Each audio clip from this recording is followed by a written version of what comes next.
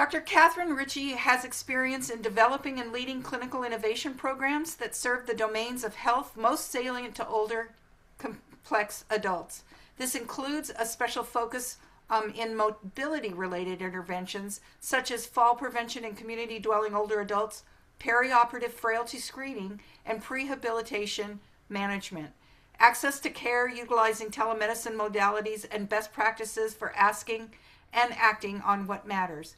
In addition to her local clinical innovation implementation work, Dr. Ritchey also oversees a collaborative learning and mentorship initiative funded by the Office of Geriatrics and Extended Care around the integration of patient priorities care into multiple VA clinical settings. So welcome, Dr. Ritchey. She's going to be talking with us about identifying frailty and aligning health goals based on frailty risk.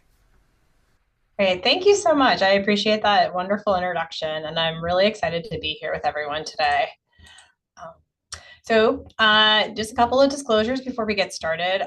Though I am an employee of the federal government and of the VA, I have no financial disclosures or conflicts of interest otherwise to disclose, and all the information and viewpoints I'm going to be sharing today are not representative of the Department of Veteran Affairs.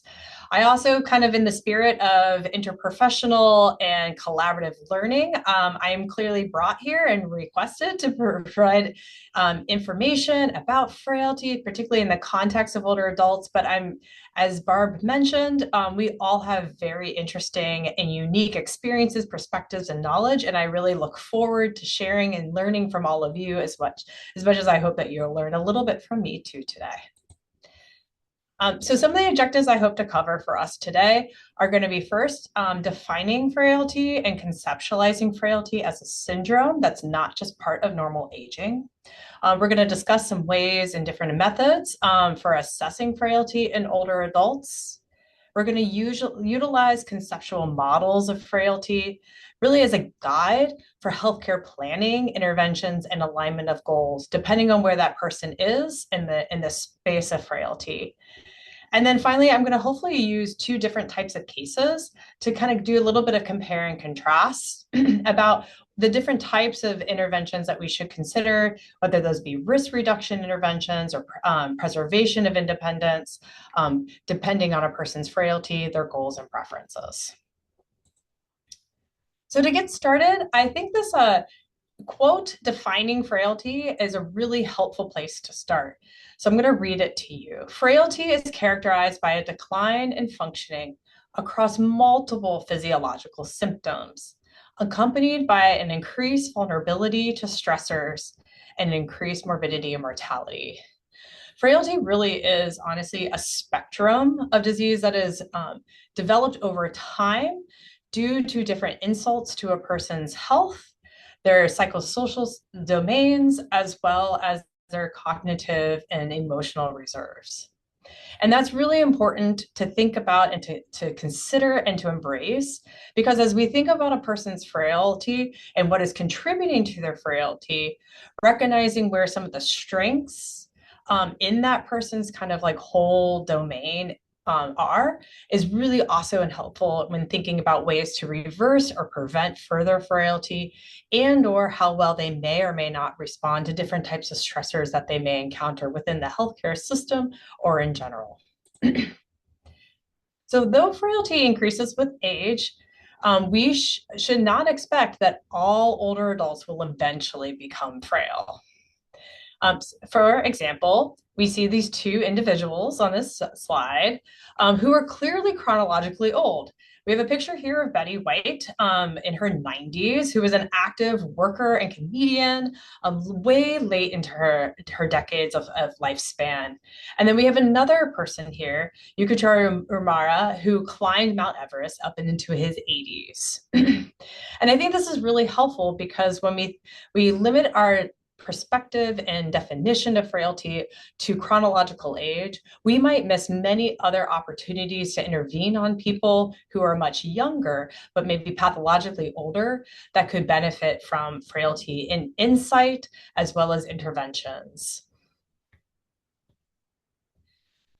Therefore, frailty is an important risk factor for the mortality of older adults. The association between frailty and mortality has been confirmed, obviously, in many studies and across various settings and subpopulations. One systematic review, for example, found that the mortality risk increased in a graded manner with increasing number of phenotypic components or deficits, meaning the different types of health problems or particular health changes, physical function changes that were present within a person. Frailty is also related to a broad range of other outcomes, such as disability, falls, fractures, worsening mobility, loneliness, lower quality of life, depression, cognitive decline, dementia, hospitalization, and nursing home admission. Recognizing the interaction of frailty and how it impacts all those different domains that are circulating it, as well as the impact of those domains on frailty, is again really helpful in recognizing where a person may or may not be at risk for further morbidity or mortality. Frailty is present in millions of older adults worldwide, but the actual prevalence has been really kind of difficult to clarify in most research studies. And a lot of that is because a lot of the different epidemiological studies are focused on populations that come from high-income countries or are utilizing a variety of different measures to categorize or even define frail. Despite that, we believe somewhere in the community older adults that the prevalence can be anywhere from 4 to 59%. When we think about specific types of populations, for instance, those persons who are in long-term care institutions, the prevalence can be closer to and more narrow and understanding, which is probably somewhere around 50 to 53%.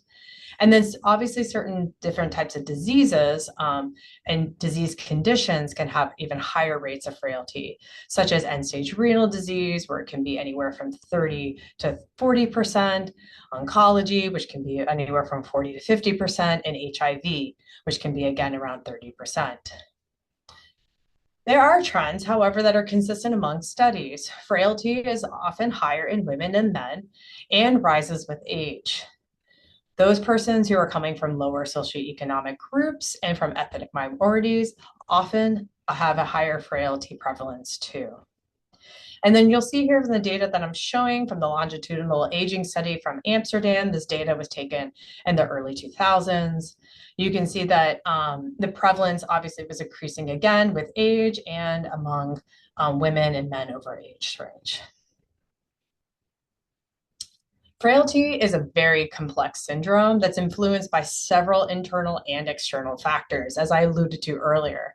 At a biological level, it's believed that there is a reduced biological functional reserve or capacity, which then therefore increases an individual's vulnerability to develop negative health-related events when they're exposed to external stressors, such as a surgery or an acute illness, or maybe a change of environment. Age impacts our biological reserve and normal age-related changes to cellular or organ systems obviously decreases the resilience to disease and or medications or toxins, again, all those stresses that one may encounter. And that's why it's important to recognize how age-related changes might, again, be consistent to part of the process that might lead to frailty, but they alone are not pathological. The impact of age-related changes is also variable and really depends on anyone's genetic predisposition and or maybe their environmental exposures as well over time.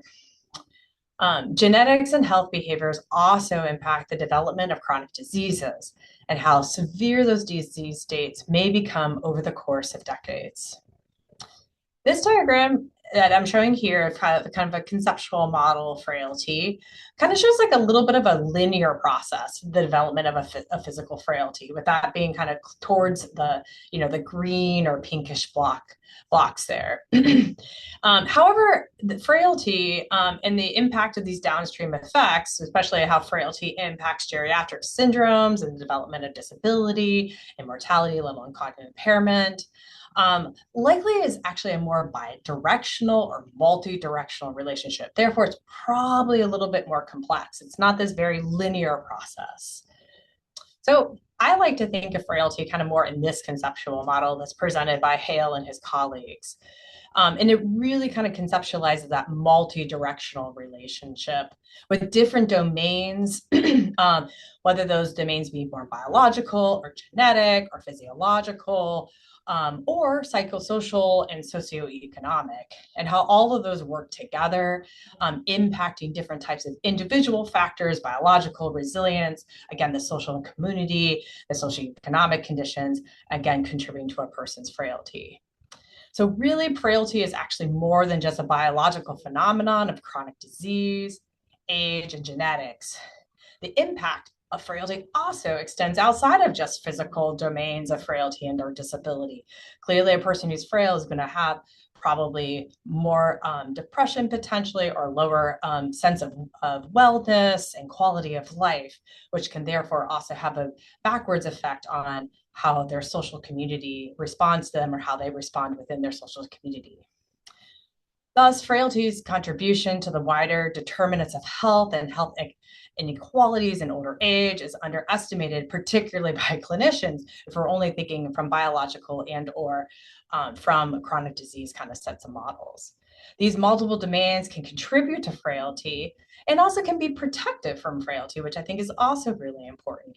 Even if a person has multiple chronic conditions, if they have a very strong social network, that actually might make their overall health trajectory a little less complex and less of a decline than those persons who have poor psychosocial support and also multiple chronic conditions.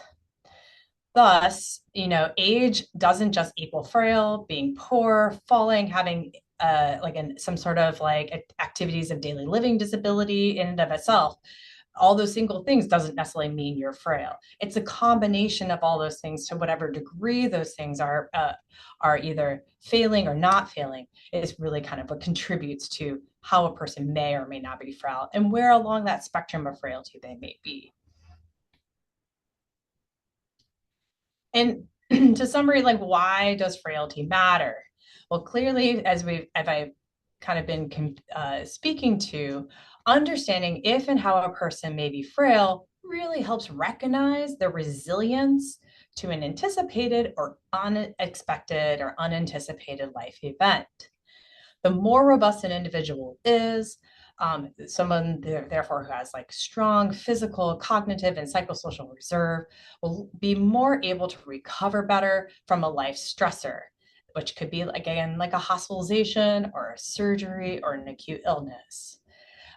Clearly, they will be able to do it better and recover faster than a person who is more severely frail. Recognizing this can be particularly helpful for when you're supporting people in their family through healthcare decision-making, whether that healthcare decision-making might be related to elective procedures or when it's time to reframe goals of care in the context of severe or terminal illness.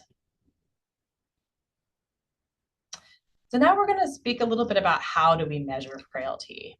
So though frailty is very complex, as I kind of alluded to, there are really three main ways to conceptualize and measure frailty.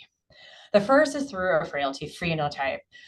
This approach and these tools usually highlight more of the biological and physiological changes as a result of frailty, and typically measure up to 5 domains of areas, and those are usually weight loss, fatigue, reduced walking speed, physical activity, and or muscle weakness. Some examples of those screening tools are the Freed method or the Frail scale.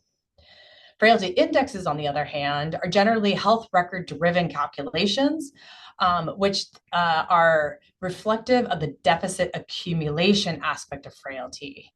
Health deficits can be measured, up to about 30 different types of variables, and then those variables can be anything as symptoms of diseases, actual disease coding, right? So ICD-9 and 10 codes within a person's health record, different measures of disability, again, as they're recorded in a health record, maybe abnormal test results. they should represent, again, multiple domains of functioning or multiple organ systems, again, and be kind of counting for the prevalence of those things within age as well. And so you would want the prevalence of, again, the different types of variables to be greater than 1% to be part of the algorithm that captures that score. Frailty indexes are often called FIs or FIs, are again the sum of deficits divided by the total number of deficits measured, and is over usually a continuous measure. So many times the scores are integers, potentially with decimals. Sometimes they range between 1 to 0. Sometimes they're single integers ranging from 1 to higher. In most cases, the higher score equaling higher frailty. And there's many examples, I'll show a few, but like the Rockwood or the GenFi or the VI-Fi are some of the most common ones. And then lastly, there are frailty indicators that were developed to provide a little bit of a method for recognizing and identifying frailty at bedside by frontline providers or health professionals. And this is really with the goal of increasing the practicality of assessment. Such tools like the Edmonton Frail Scale or the Clinical Frail Scale, those offer multiple ways to summarize information from a clinical encounter and roughly quantify an individual's overall health status. They classify people not only by what they are able to do physically, but also by like sometimes the symptoms of disease that may contribute to their ability to do the activities that matter most. So I'm going to just kind of walk through an example of each of those different assessment tools just to kind of give some background and insight into them. So here's an example of the Frail questionnaire. Again, it really aims to identify older adults at increased risk for adverse health outcomes, such as disability, hospitalization, and mortality. You'll see it has those 5 questions that kind of touch each of those different domains. Again, fatigue, resistance, ambulation, illness, and loss of weight. You score a person on how they answer each of those different kind of domains, and a higher score is going to equal higher frailty. The nice things about this type of approach is that it can be short, simple, and be self-administered even, or a person maybe who has a more narrow scope of practice, such as even a medical assistant or a licensed nurse as well, can help with administering some of this. And then I guess a benefit too, you can think about it as it captures a frailty phenotype, again, that more biologically driven kind of conceptual model.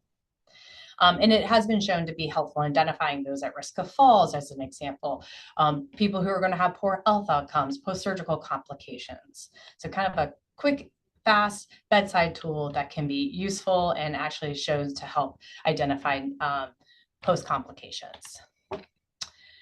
Now, here's an example of a frailty index and kind of not necessarily how you would utilize it in practice, because typically this is an algorithm that generates a number and a value that should be point of care.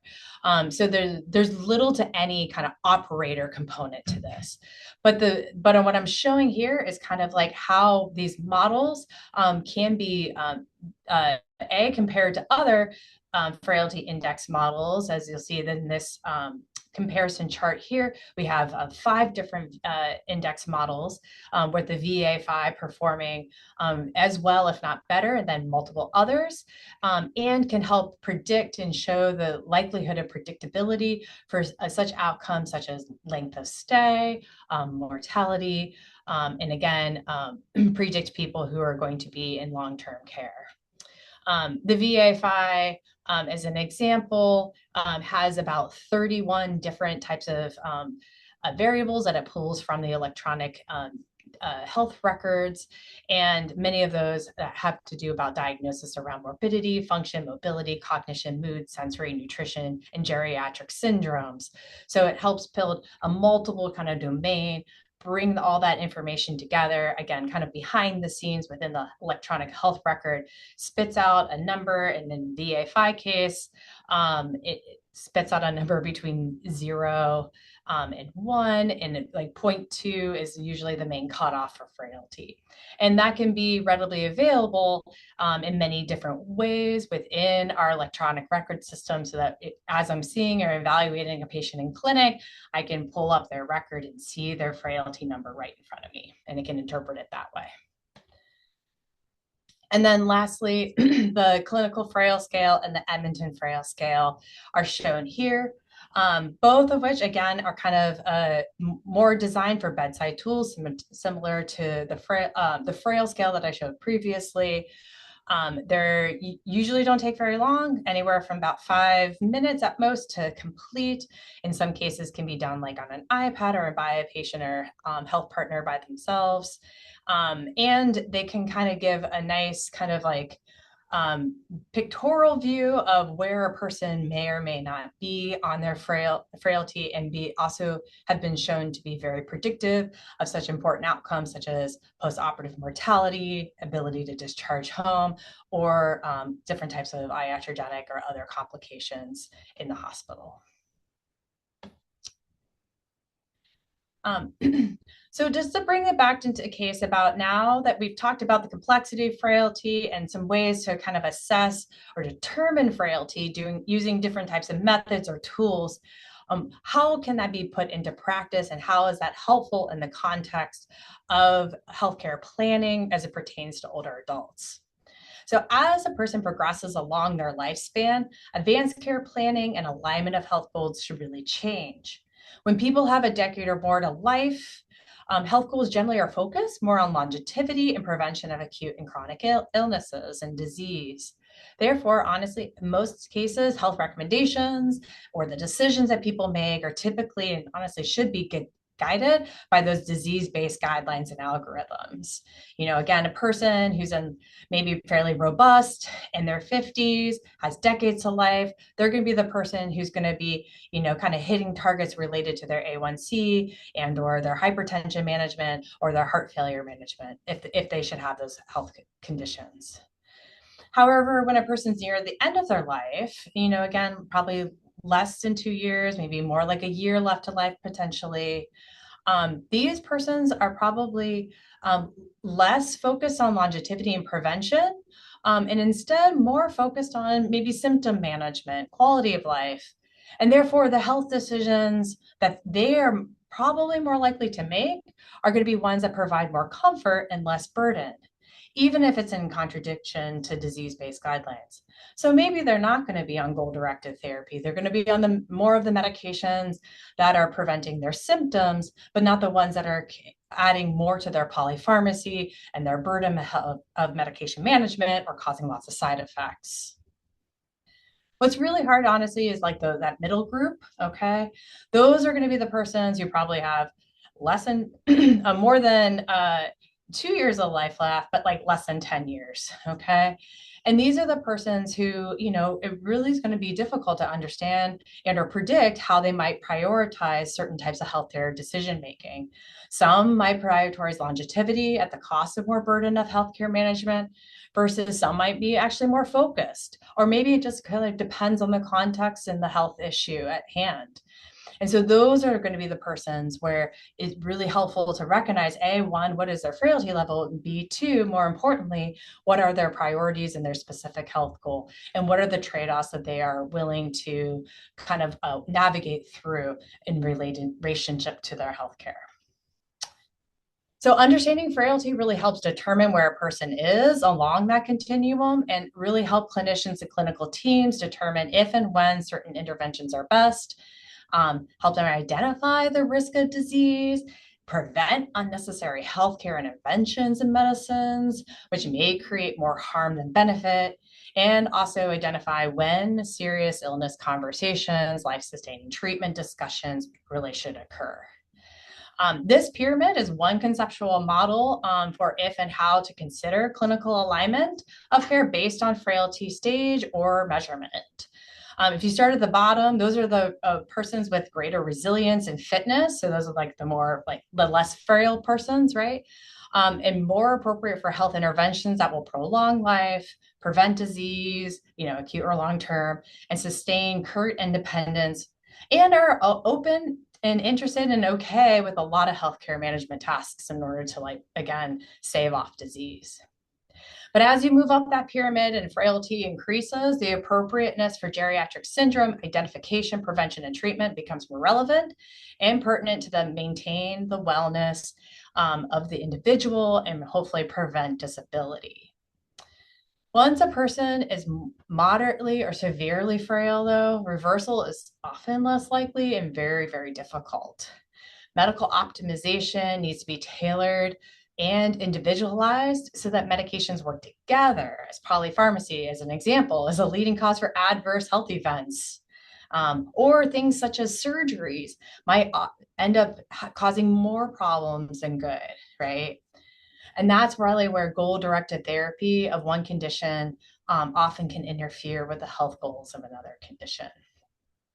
And then finally, at the top of the pyramid, those are the persons that are most frail and probably in most need of serious illness conversations, if it haven't happened already, due to the high risk of complications from, again, invasive procedures, hospitalizations, et cetera.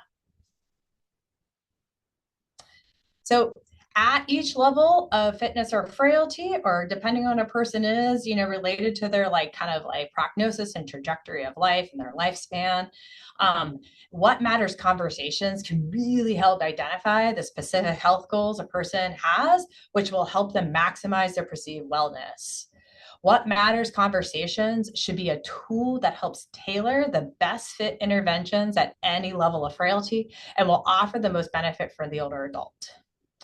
A framework like the patient priorities care approach helps guide what matters conversation in the context of a person with multiple chronic conditions, kind of regardless of frailty, but can be tailored to where they're frail, right?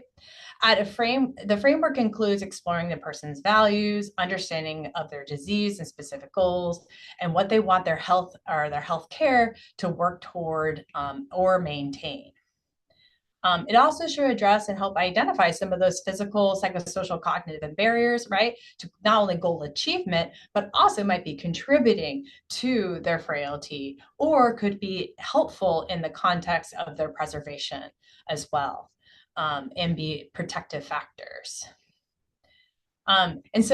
And really having these what matters conversations ultimately leads to identification of age-friendly healthcare alignment, again, in the context of where a person is, not only based on their goals and their priorities, but also within their trajectory of illness and life course based on their frailty.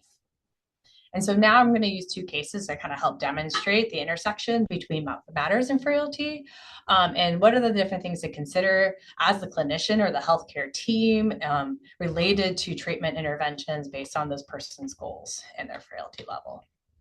So we're going to start with Mr. J. He is a 75-year-old male who's being referred for preoperative evaluation prior to an elective right total knee arthroplasty for severe osteoarthritis. His knee pain has progressively getting worse and is really limiting his ability to walk far, get out of his house, navigate stairs, and do some of the things that matter most to him, like be in his garden. As you see there with some of his conditions, he's got type 2 diabetes that's fairly well controlled, particularly for his age and his comorbidities. He's got some mild dementia. He had a MOCA not too long ago. Those are 22 out of 30. He's still driving in limited ways, but does require assistance with some of his other IADLs. He's got depression and PTSD that are moderately well controlled. He also has had a previous stroke, but doesn't have any residual motor or other sensory impact from that. So overall, he's independent in all of his basic activities of the daily living, but is using a cane for ambulation and reports slowed walking, and he has a lot of concerns about falling. He lives at home still with his wife, who is the person who does do the management of those IADLs for him, like his medicines and his finances. And she's really expected to be the primary care provider and caregiver after surgery. They have no outside home assistance, and they don't have any other family or whatnot, no children either.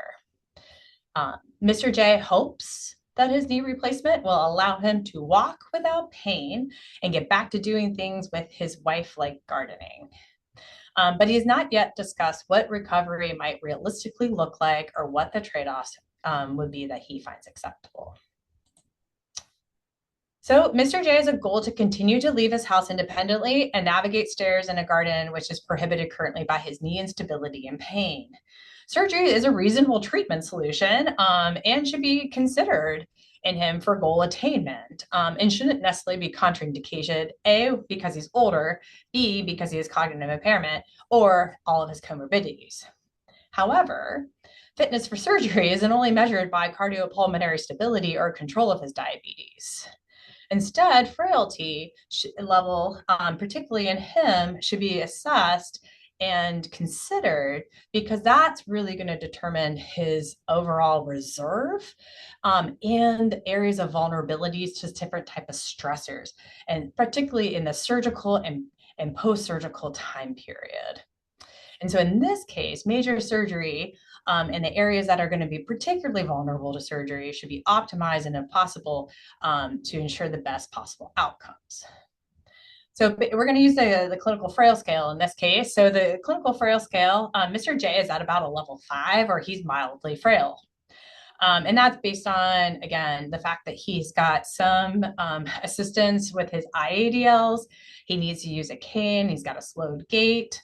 He's got some mild dementia impacting some complex tasks. He's got a significant comorbidity burden, and he's at risk for delirium and functional decline post the surgery. So why does this matter? Again, back to our kind of like pyramid for a hot minute. Why is pre-surgical up there with the mild to moderatively frail people? Well, that is because we know persons who have a CSF of 5 or greater have a higher risk of postoperative delirium, functional decline despite technically successful surgery, longer rehabilitation, and increased caregiver burden, and are very likely to discharge to a skilled nursing care facility instead of home. This information is important in the context of surgical consent, perioperative optimization, surgical management, and post-surgical discharge planning.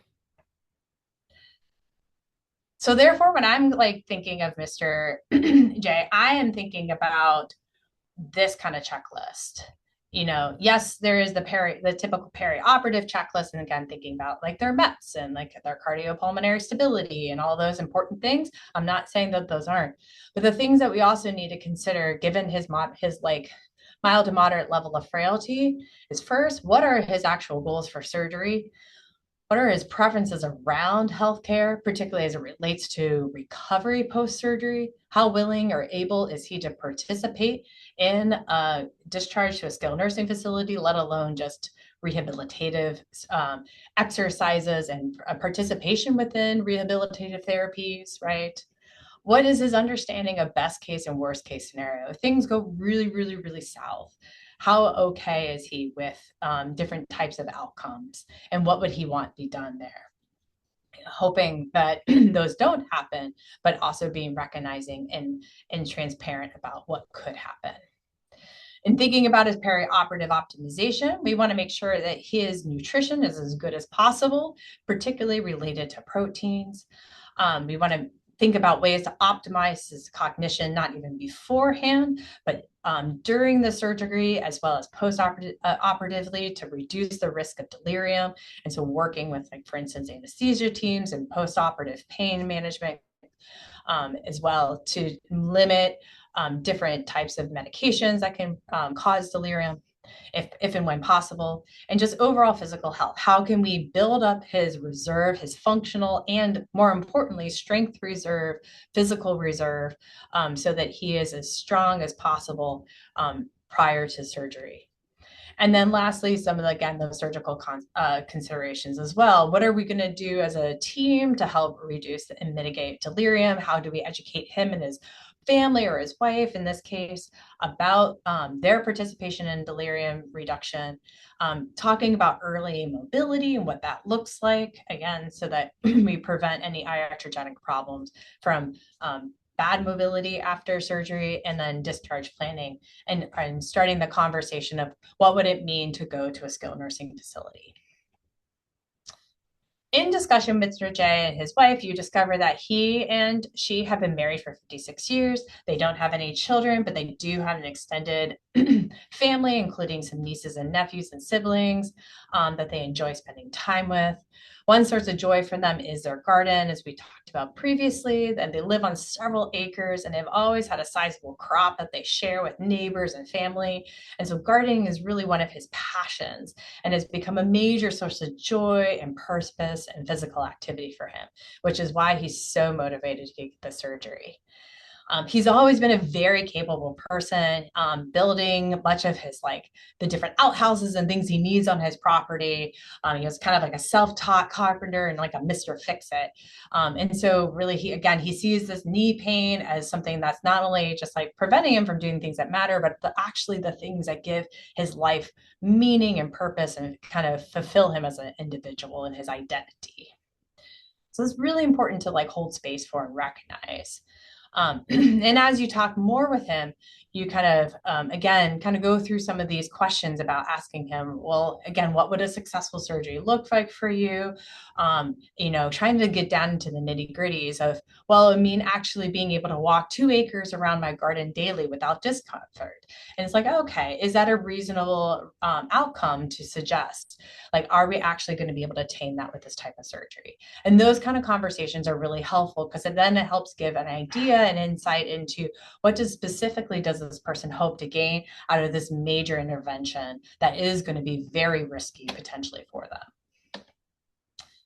As we dive into some more of the preferences, again, it's really helpful to identify in different statements what are some of the preferences that Mr. J or even his wife have, again, around decision making and therapy, let alone self-efficacy and discomfort.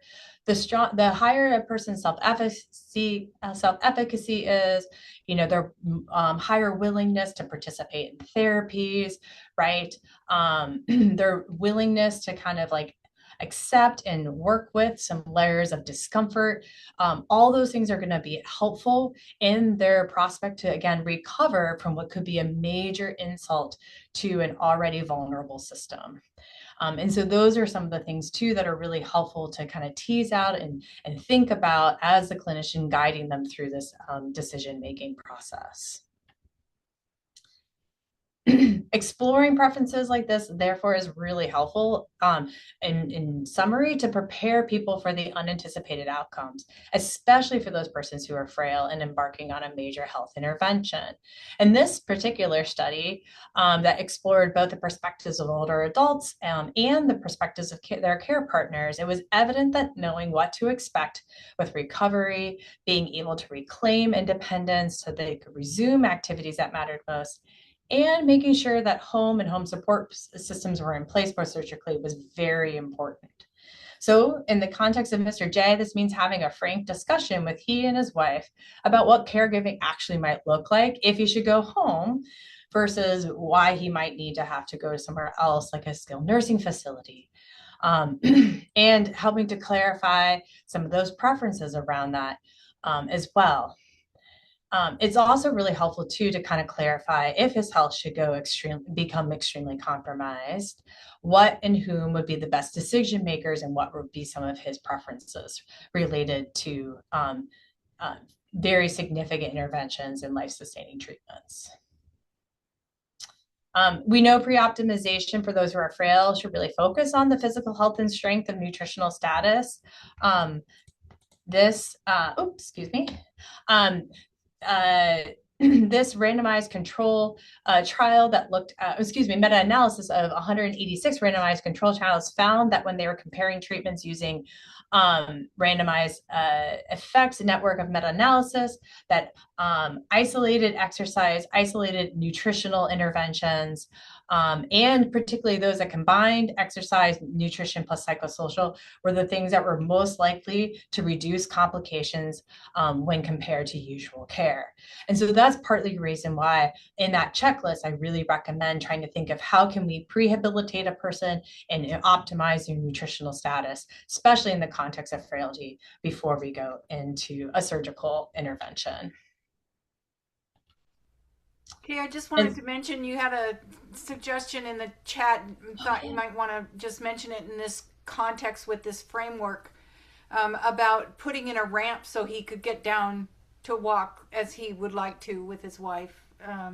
Yeah, that's a great suggestion. And I think that's a really good opportunity for, like, let's pretend for a moment surgery really wasn't ultimately the thing that the patient A wanted to do after all these considerations, or B, the most appropriate thing, especially if he was even more frail or unwilling to participate in like the recovery process post-surgery. And so those are some of the great strategies that I like to consider as kind of plan B or plan C options, right? Like, are there other ways we can get to this goal that don't necessarily mean surgery? So I think it looks like it's Christina that suggested that. So thank you very much. Very good. Yeah, and then just to kind of again re-highlight just some of the ways to kind of think about and talk about delirium. Clearly, we're not going to spend a lot of time, going through all of the strategies. But what's most important to recognize is that delirium is always easier to prevent than treat. And so therefore, recognizing someone who is at high risk is really important for the clinical team so that they can take precautions to employ risk reduction measures, and particularly for the patient and family so that they can be aware of their role in the prevention and detection of delirium. Oops.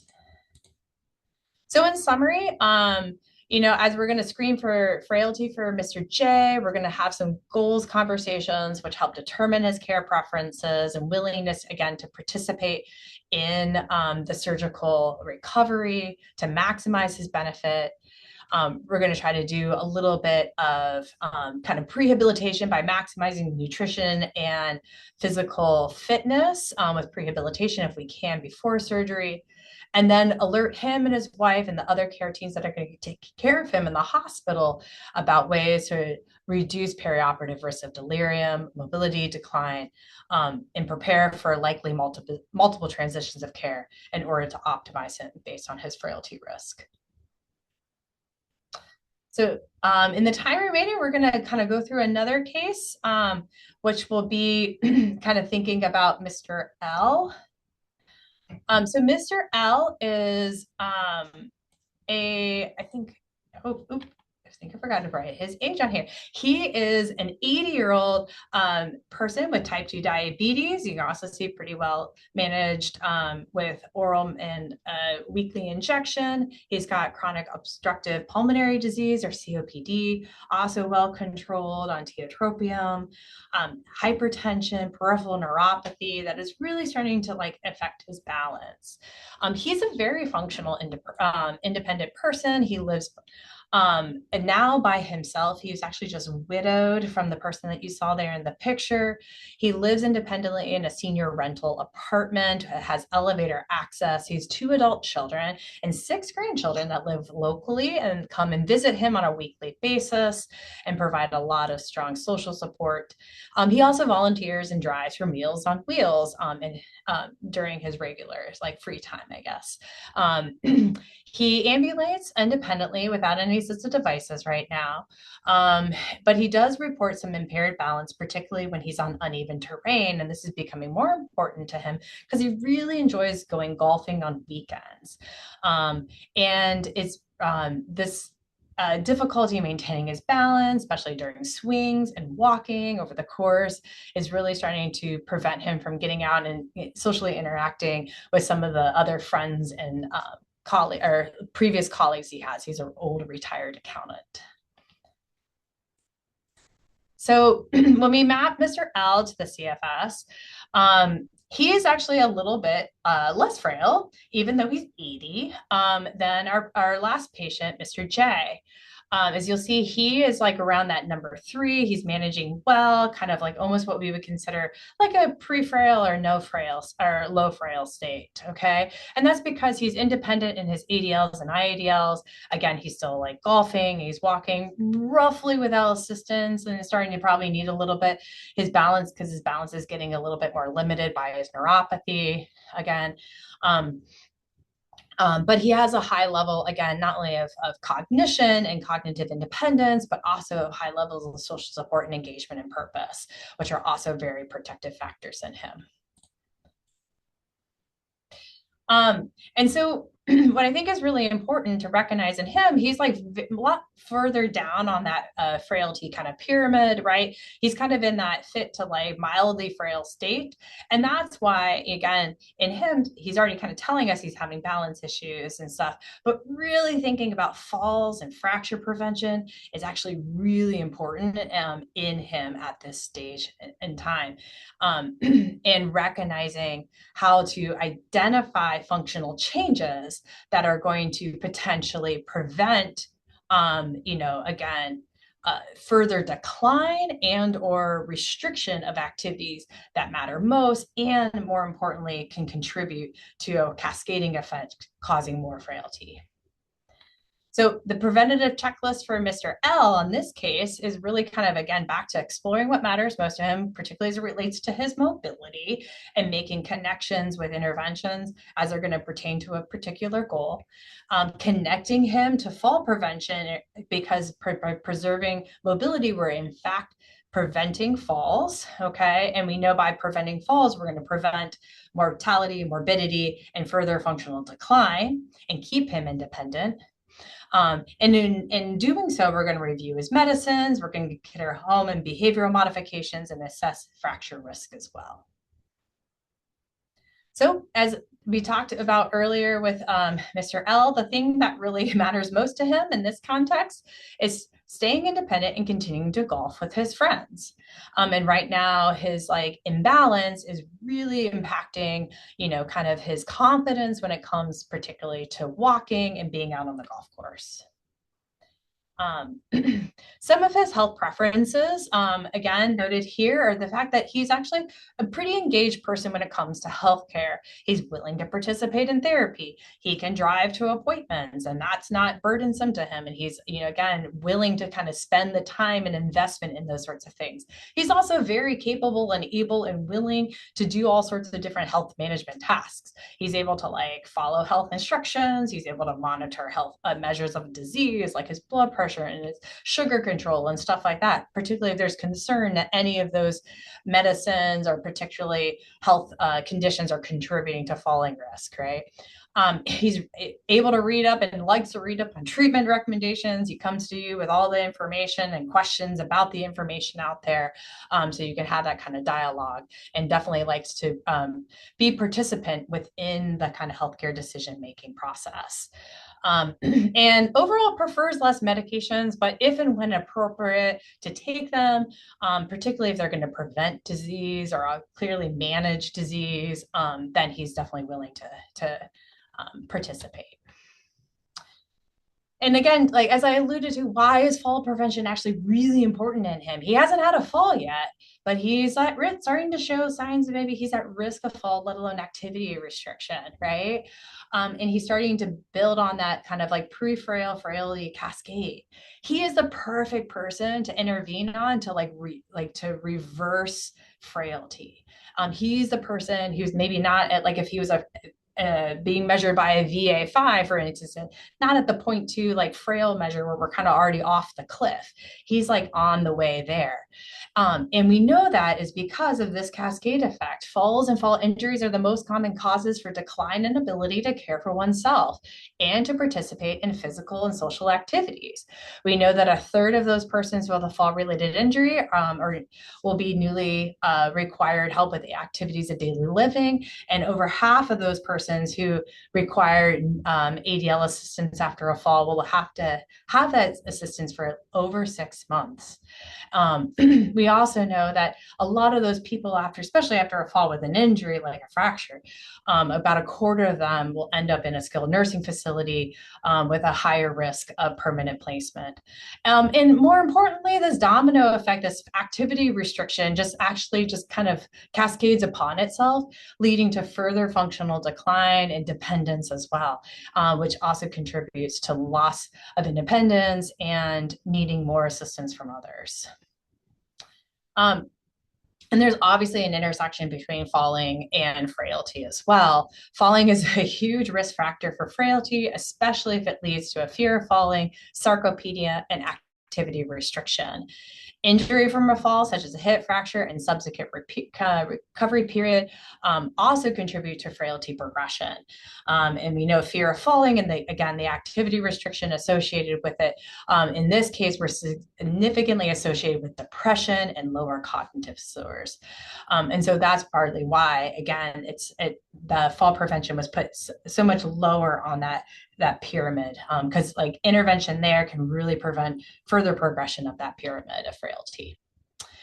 So we're just going to kind of do a quick overview of some of the important evidence for falls-based interventions. Again, we're not going to spend a lot of time on them, but I just want to highlight why we're going to focus on exercise and balance for Mr. L in this case, and it's because it has the most, it's the single most intervention with the most efficacy related to fall risk reduction. And that's specifically getting him into not just a walking program or some type of again, exercise program, but it's really focusing him on strength of his lower legs and balance, particularly since he has neuropathy, and really trying to work on improving his whole system of balance, awareness, and strategies so that he can overcome and mitigate the risk that his neuropathy is contributing. We know from, again, the studies that were done with the Otago program and to some degree the Tai Chi programs, that really working on lower extremity strength and balance, particularly if it's done over an extended period of time, usually at least 6 months or more, honestly, lifelong, those are going to be the people that can preserve their function even as they age. And we know that persons who were over the age of 80 or higher were the ones that benefited the most. And then just again to re-highlight some of the medications to avoid, and particularly him, he might not be on a lot of high-risk medications, which is great, but things that are important to think about in projecting his future and to educate him on are the different medications that should be avoided or be strongly kind of like considered or like refraining from, if at all possible, are going to be those CNS acting medications, particularly as they can further contribute to his balance impairment, again, increasing that risk of falls and frailty trajectory. And then lastly, really thinking about his risk for fracture is really important as well. Again, back to the injury prevention. He might not have a whole lot of classic risk factors for osteoporosis. He might not have a family history necessarily, but it's important to ask. He might not have a whole lot of alcohol or tobacco exposure, but yet again, important to ask, because those in previous lifetime of his might be reasons for lower bone density now that he's into his 80s. But if you'll see here in this graph, we know that men, kind of all comers, kind of irregardless of again, those who have potentially high risk factors for osteoporosis, just after the age of 75 are going to see a spike and increase in hip fracture. And a lot of that has to do with the decrease in testosterone that's part of normal aging, as well as decreased bone formation as well due to normal aging. And so that's why considering a DEXA screen in him would also be appropriate and important as well. In summary for Mr. L, some of the best ways to align his care based on his health goal and frailty is really to, again, connect mobility goals to fall prevention strategies. Older adults don't always like to talk about their falling risk, but they do like to talk about the activities that matter most to them, particularly related to mobility. So kind of using that as a backdoor to fall prevention is a great strategy. Referring him to exercise programs which will work on balance deficits due to possible sarcopenia and neuropathy are really important to preserving his mobility and getting him back to his mobility goals. Reviewing some of his medications and helping prevent additions of medications that can further contribute to balance impairment are also really important. And then considering a DEXA for fracture risk assessment and possible treatment, depending on what his fracture risk assessment score might be.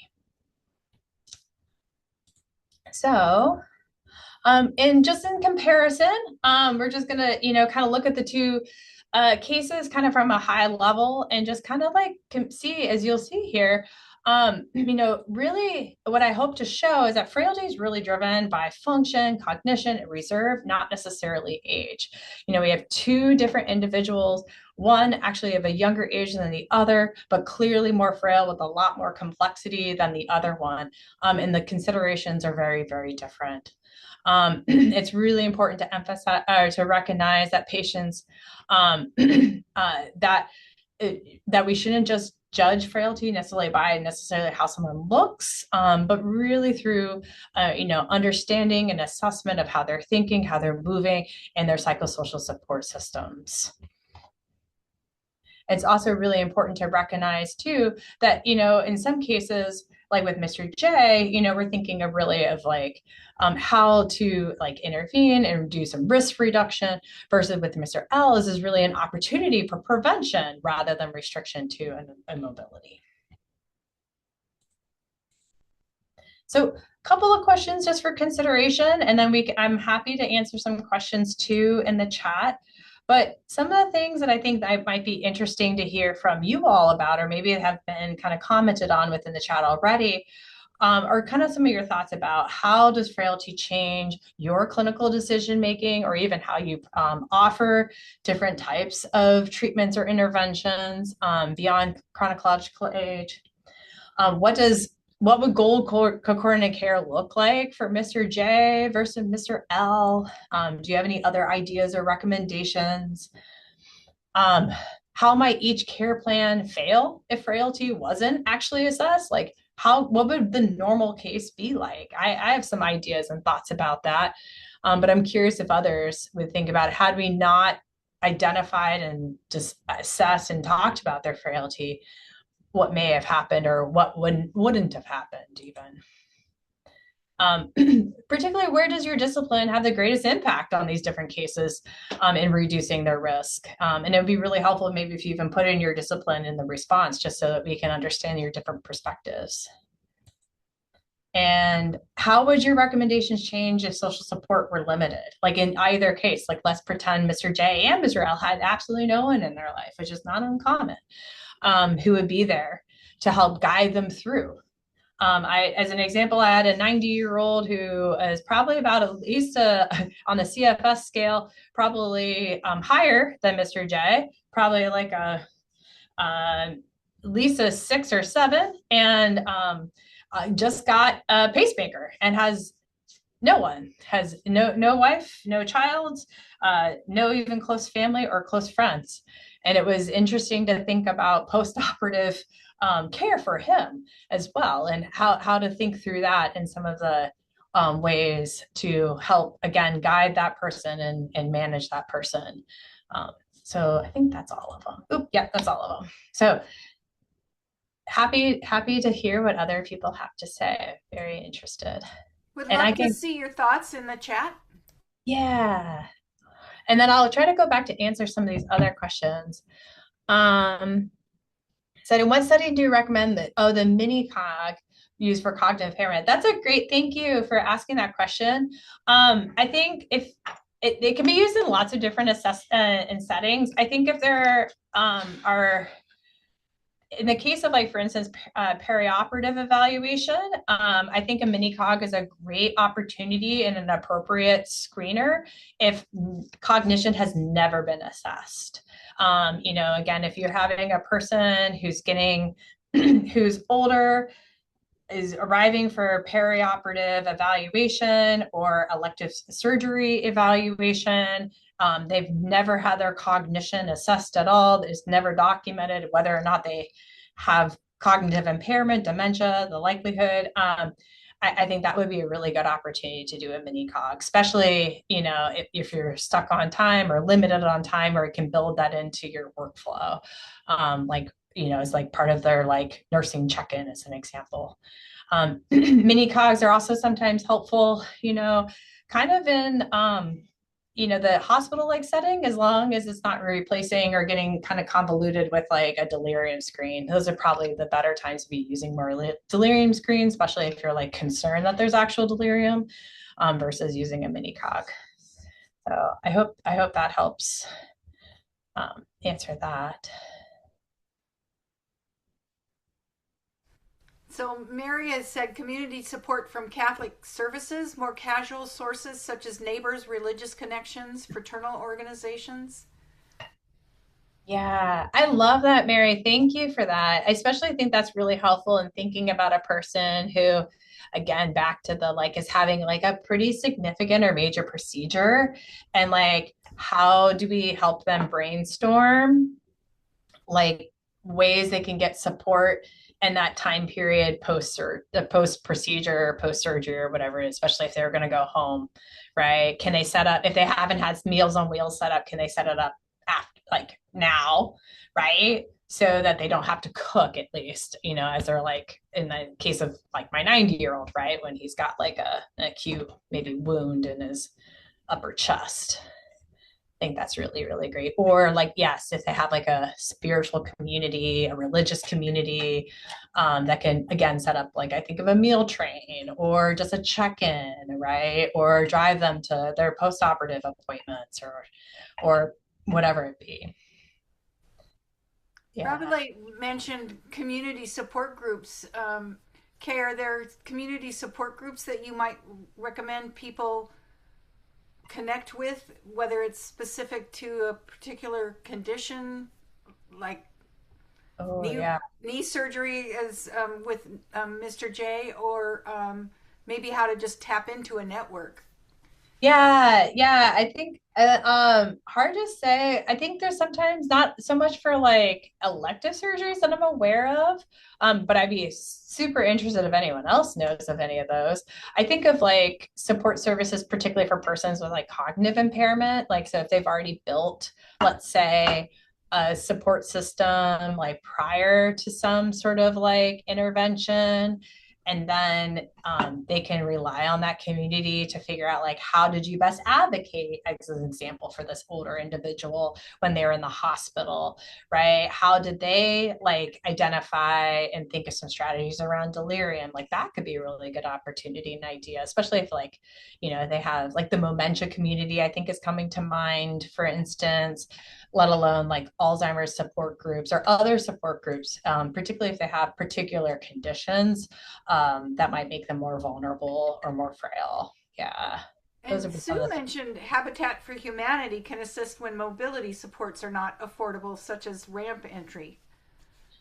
Yeah, that's a really great idea. I am curious, like, I don't know, yeah, Sue, if you have more information about that, especially for when it comes to thinking for like home modifications for particular people, like that might be a really good idea in either of these two cases, right? We're very fortunate as far as, again, I work in the VA and we're very like lots of different types of home modifications, livable, durable medical equipment, and other sorts of equipment type options are very accessible and free in many cases to most veterans. Um, and so that's some of the other things that at least I can like more readily access for my patients and connect them to, again, is kind of the home, what would be like home health services sometimes, but even just occupational health services, so that they can connect with OT and maybe get some assistive devices before said things are about to happen, like the ramp as an example too. Like VAs can often supply ramps in the right context. And Yay Mary for VA, mentions thank you.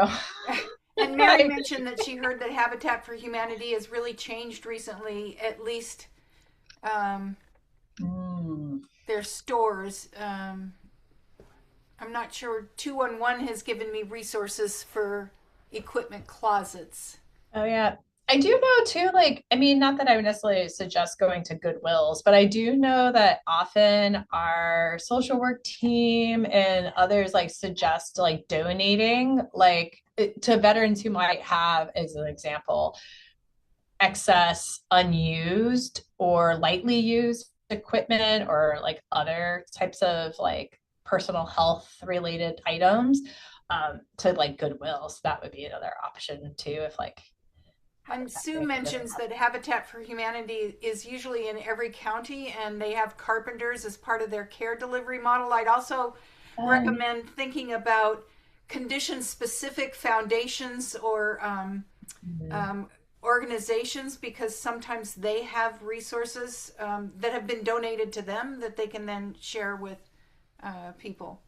Yeah, that's a really great idea. I don't think we have a capable program that's around Washington State, let alone King County. Yeah. But I know the capable programs also are been really useful and helpful for like in doing some home repair and installation of grab bars and such.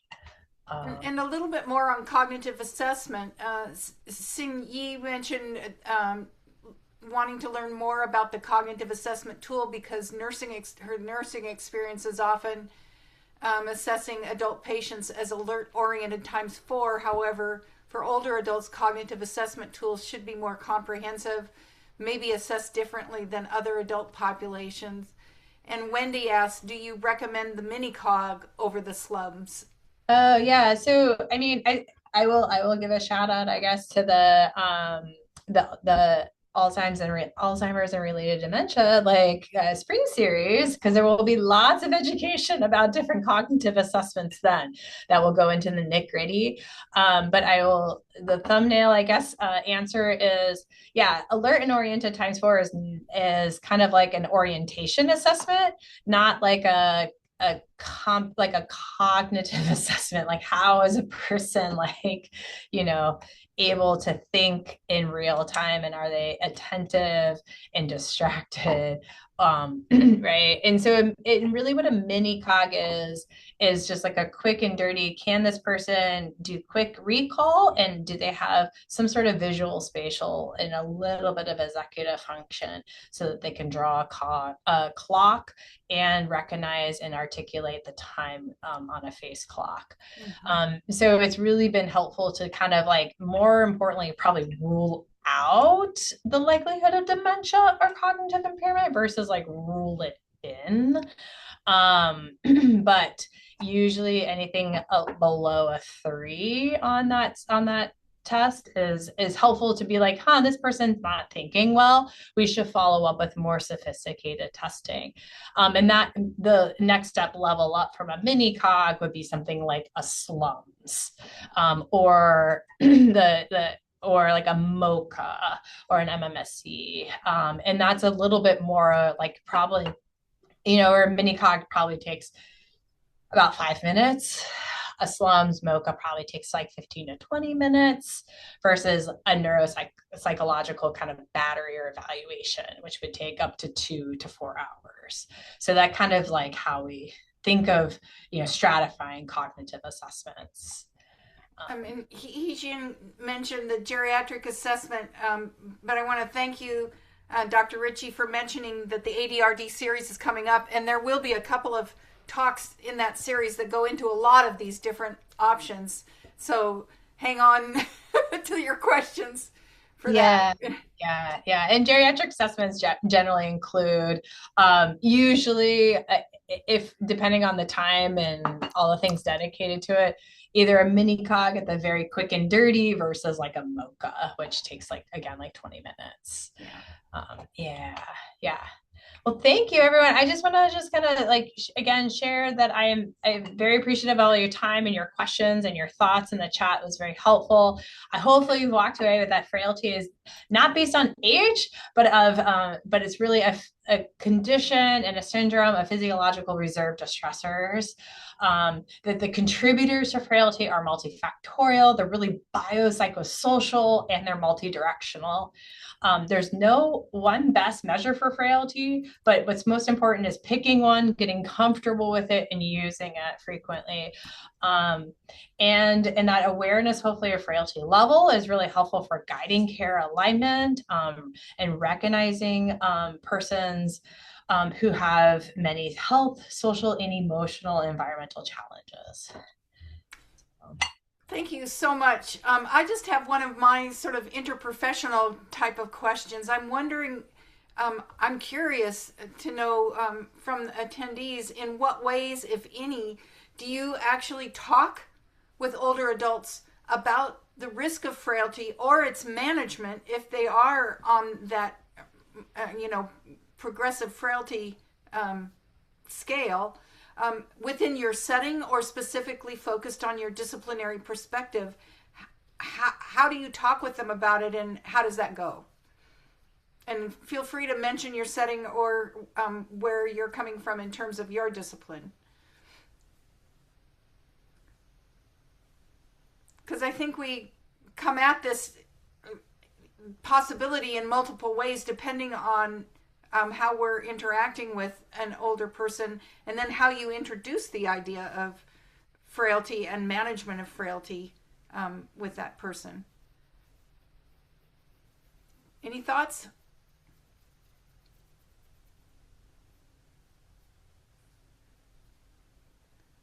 Maybe if Kay, if you wouldn't mind starting us off, like how do you introduce that idea when you're in an encounter with someone? Yeah, it's a great question. I will share. I've learned to try not like I've learned to try not to lead with I want to prevent your falls. I've tried to learn to not lead with you are frail. Because frailty, that you're even just saying someone's frail can actually be pretty triggering, and doesn't necessarily open the door to like collaborative discussion. Not surprising, I think just ageism being ageism, and we all come in with our own kind of ageist bias, is that if I'm called frail, that might make me particularly defensive. Not in all cases, but we have got actually truly gotten that feedback from persons. So I think that's one thing I would just like throw out there as a pearl or consideration. But I actually just had this conversation, like Mr. L is not actually, or no, sorry, Mr. J is loosely based on a patient I saw this week, who really wants a surgery, really wants to get it in like 2 weeks, is actively in AFib, that was in RVR at times over the last couple of weeks at home, and is about the same frailty level and just had 2 hospitalizations in the last month.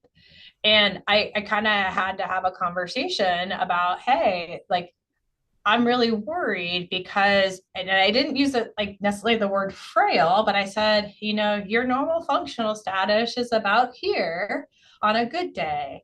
You were in the hospital, it dropped to here. Again, back to that like, curve I showed. Let's see if I can flip through it really fast. But I think this is the, oh, there it is. This, right? You were in the hospital and you dropped like down, and then you've been slowly building yourself back up. And even though you're doing great, and I did a lot of reassurance of like, you're doing all the right things to build yourself back up to that stressor, surgery is going to be another major stressor for you. He happens to be a really big Seahawks fan and football fan, so it was helpful to also put it in the context of, imagine you're preparing to play the Super Bowl. Like, you don't throw an injured quarterback out onto the field. You hope that the quarterback's going to be as strong and as robust, or whatever, your offensive line, your running back, right, is going to be as strong as possible for that game. The Super Bowl is your surgery. How do we get you to a point where you're going to be as fit as possible? And that's kind of the way that I think of frailty, and put it in the context of my conversation with the person, and kind of going through that checklist about, okay, what are their goals? Is it even realistic what their goal is? And is surgery going to meet that realistic goal? Okay, maybe it is. Okay. Are they prepared that they're not potentially not going to go home? Are they okay with not going home after the surgery and going to like rehab? Are they willing to participate in therapy after? What is their risk for delirium? Again, talking through, giving strategies, giving education about how to prepare for delirium, and then talking to the teams too that are going to be caring for them. That's really, really helpful. And actually, I'm seeing in the chat a lot of the attendees are agreeing with you. And I would say, from my nursing perspective, I would avoid like calling out frailty, but they're making suggestions, as you did, about talking around those factors or attributes related to frailty, such as falls, concerns about do you have people to help you, transportation, that sort of thing. And